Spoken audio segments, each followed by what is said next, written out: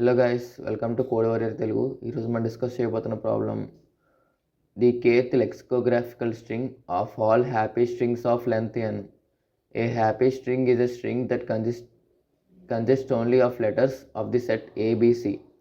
అంటే ఆ స్ట్రింగ్లో అనేది ఓన్లీ ఏబిసి అనే క్యారెక్టర్స్ మాత్రమే ఉంటాయి అన్నాడు. Next s of i not equal to s of i plus 1 అంటే ఎడ్జసెంట్ ఎలిమెంట్స్ రెండు ఈక్వల్ అవ్వకూడదు అన్నాడు. For all values of i from 1 to s length n-1. For example ABC, AC, B. Okay, ఈ ఎగ్జాంపుల్స్లో ప్రతిదీ ఎడ్జసెంట్ ఎలిమెంట్స్ అనేవి not ఈక్వల్గా ఉన్నాయి. సో అవన్నీ హ్యాపీ స్ట్రింగ్స్. ఇటుపక్క ఎడ్జసెంట్ ఎలిమెంట్స్ అన్నీ ఈక్వల్గా ఉన్నాయి. ఇక్కడేమో ఏ, ఇక్కడ కూడా ఏ, ఇక్కడ కూడా బి. సో ఈ strings return kth string of the list or return an empty string if they are less than k happy strings of length n. ఇక్కడ థర్డ్ టెస్ట్ చూసుకోండి, n 3 ఇచ్చాడు, k 9 ఇచ్చాడు. ఇక్కడ మీకు ఒక ఎగ్జాంపుల్ తీసుకొని చెప్తాను. సేమ్ ఇదే ఎగ్జాంపుల్. n ఈక్వల్ 3 ఇచ్చాడు, k ఈక్వల్ 9 ఇచ్చాడు. ఫస్ట్ మనకి 3 పాసిబిలిటీస్ పెట్టుకోవచ్చు అన్నాడు. ఏబిసి.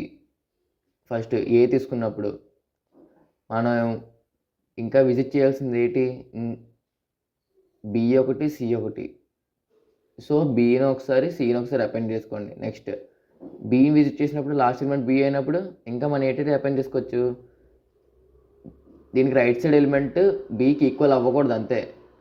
మనకి ఇంకా అనదర్ కన్స్టెంట్స్ ఏమీ లేవు. బట్ సార్టెడ్ లెక్సికోగ్రాఫ్లో ఆర్డర్ అంటే ఏంటి, బి తర్వాత ఏ వచ్చిన తర్వాత సి రావాలి. ఓకేనా?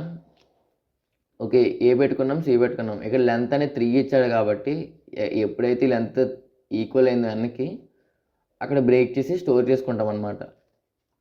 సో నెక్స్ట్ ఏ తర్వాత సి. సి వచ్చినప్పుడు ఇంకా ఏం ప్లేస్ చేసుకోవచ్చు, ఏ ఒకటి, బి ఒకటి. ఇక్కడ ఒక మెయిన్ పాయింట్ ఏంటంటే సి వచ్చిన తర్వాత బి ఏ స్టోర్ చేసుకోకూడదు. ఎందుకంటే అక్కడ క్లియర్గా మెన్షన్ చేశారు క్వశ్చన్లో. ఏంటి, లెక్సికోగ్రాఫికల్ ఆర్డర్లో ఉండాలన్నాడు. లెక్సికోగ్రాఫికల్ ఆర్డర్ అంటే సార్టెడ్ ఆర్డర్ అని. ఓకే, ఏ ముందు వచ్చి తర్వాత బి రావాలి. Next B. బి వచ్చిందంటే ఇంకా నెక్స్ట్ ఎలిమెంట్ ఏం ప్లేస్ చేసుకోవచ్చు, ఏ ఒకటి, సి ఒకటి. లాస్ట్ ఎలిమెంట్ ఏ అయిందంటే నెక్స్ట్ ఏ ఎలిమెంట్స్ ప్లేస్ చేసుకోవచ్చు, బి ఒకటి, సి ఒకటి. ఇక్కడ సి. సి వచ్చిందంటే లాస్ట్ ఎలిమెంట్ ఏ ఒకటి, బి ఒకటి. సో ఎప్పుడైతే లెంత్ అనేది ఈక్వల్ అయిందో ఆటోమేటిక్గా ఆ స్ట్రింగ్ అనేది స్టోర్ చేసుకుంటాం అన్నమాట రిజల్ట్ అనే ఒక అరేలోకి. నెక్స్ట్ సేమ్ ఇది కూడా యాజ్ ఇట్ ఈస్ ఈ ఎగ్జాంపుల్ లాగే. ఇప్పుడు మనం దీనికి బ్యాక్ ట్రాకింగ్ అప్రోచ్. నేను మీకు 2 అప్రోచ్లు చెప్తాను. First of all brute force.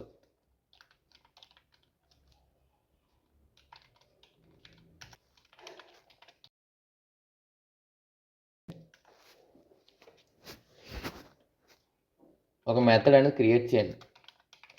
Back track అనే మెథడ్ క్రియేట్ చేస్తాను నేను. బ్యాక్ ట్రాక్ని కాల్ చేయాలి. ఒకటి ఏతోని, మరో 2 బితోని, సితోని.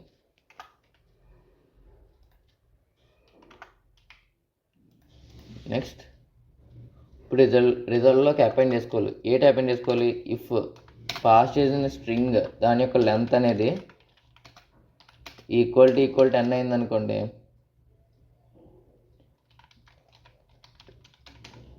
రిజల్ట్కి అపెండ్ చేసుకోండి ఆ స్ట్రింగ్ అనేది,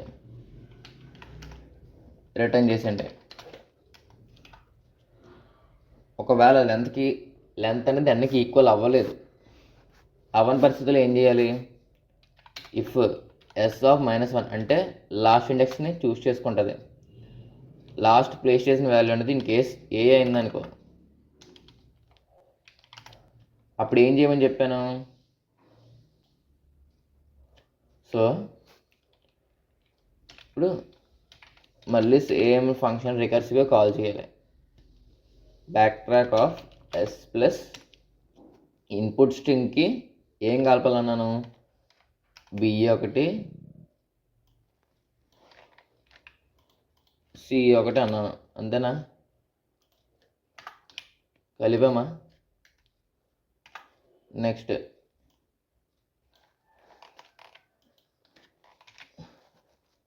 ఇఫ్ ఇన్ కేస్ ఏ అయినప్పుడు ఈ కండిషన్, అదే బిఏ అయితే ఏం చెప్పాను? సిఏ కలపాలన్నా లేదంటే ఏసీ కలపాలన్నా? బిఏ అయినప్పుడు ఏసీ కలపాలన్నాను. ఎందుకు? లెక్సికోగ్రాఫికల్ ఆర్డర్ మిస్ అవ్వకూడదని చెప్పేసి క్వశ్చన్లో మెన్షన్ చేశాడు. AC, okay. ఎల్స్ అంటే ఏ అవ్వలేదు, బి అవ్వలేదు అంటే ఏంటి? సిఏ అయినట్టు. సిఏ అయినప్పుడు మనం ఎయిట్ అపాయింట్ చేసుకోవాలి, ఏ ఒకటి బి ఒకటి, అంతేనా? ఇక్కడ వరకు ఓకేనా? రిజల్ట్ అనేది అపాయింట్ చేసుకుంటున్నాం మనం లెంత్కి ఈక్వల్ అయినప్పుడు, లేదంటే ఆ ముందు ప్లేస్ చేసుకున్న వాల్యూ బట్టి నెక్స్ట్ వాల్యూ అపాయింట్ చేసుకుంటూ వెళ్తాం. ఇక్కడ వరకు ఓకే కదా? ఇప్పుడు రిజల్ట్లో మనకి 3 ఫంక్షన్స్ కాల్ అయిన తర్వాత రిజల్ట్ అనేది ఫిల్ అయి ఉంటుంది. క్వశ్చన్లో ఏమన్నాడు ఇక్కడ? If there are less than k happy strings of length n, string యొక్క లెంత్ అనేది n అయినప్పుడే కదా మనం స్టోర్ చేసుకుంటున్న రిజల్ట్లోకి.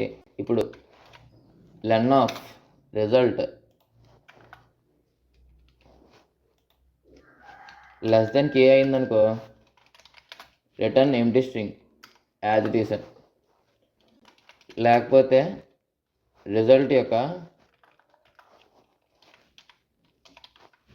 k-1th స్ట్రింగ్, అంటే 0 నుంచి ఇండెక్స్ స్టార్ట్ అవుతుంది కాబట్టి k-1 స్ట్రింగ్ రిటర్న్ చేసుకుంటాం. యాక్సెప్ట్ అయింది, సబ్మిట్ చేస్తున్నాను.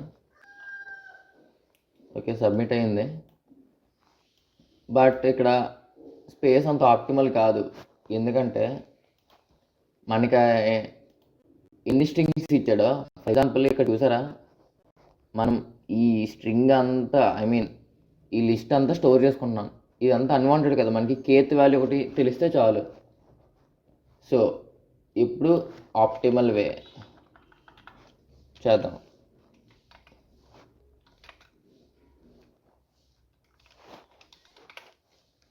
ఆప్టిమల్ వేలో చేయాలంటే రిజల్ట్ అనేది ఎంప్టీ స్ట్రింగ్, కౌంట్ అని ఒక వేరియబుల్ తీసుకొని ఆ వేరియబుల్ 0కి ఇనిషియలైజ్ చేసుకో. తర్వాత రిజల్ట్ కౌంట్ ఏంటి, లోపల డిక్లేర్ చేయలేదు, సో అవి నాన్ లోకల్ అవుతాయి.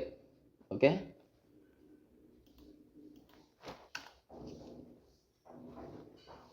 ఇఫ్ కౌంట్ అనేది ఈక్వల్ టు k అయితే రిజల్ట్ వాల్యూ ఏమవ్వాలి? రిజల్ట్ ఈక్వల్ టు స్ట్రింగ్ అవ్వాలి. కౌంట్ అనేది దీనికి ముందు రిటర్న్ చేసుకోవాలి మనం, ఇంక్రిమెంట్ చేసుకోవాలి. ఇఫ్ ఇన్పుట్లో ఆల్రెడీ రిజల్ట్ ఉందనుకో, ఇంకా మనం అన్నెసరీగా, ఫర్ ఎగ్జాంపుల్ ఇక్కడ చూడండి, k9 అయ్యింది, 9 వాల్యూ పెట్టి CAB, మనకి రిజల్ట్లో ఈ వాల్యూస్ అంటే స్టోర్ అయిపోతుంది. స్టోర్ అయిపోయి కూడా ఇవన్నీ ఐటరేట్ చేయడం మనకి యూజ్లెస్సే కదా. సో ఎప్పుడైతే రిజల్ట్ అనేది ఉందో సింపుల్గా రిటర్న్ చేసి, నెక్స్ట్ ఇక్కడ వరకు ఓకే కదా, రిజల్ట్ అనేది స్టోర్ చేసి రిటర్న్ చేసుకుంటుంది.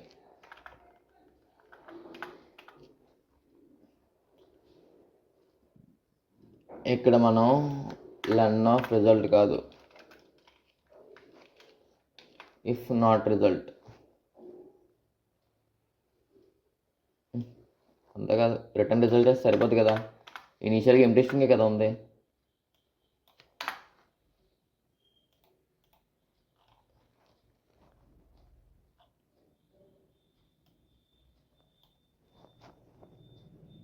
యాక్సెప్ట్ అయింది. సో ఇది ఒక ఆప్టిమల్ వే అప్రోచ్ అనమాట. ఇది ఒక ఇంటర్వ్యూ స్టైల్లో అడిగినప్పుడు మనం ఈ విధంగా సాల్వ్ చేయాలి. సబ్మిట్ చేస్తున్నాను. ఓకే, చూసారా? Thank you for watching gas.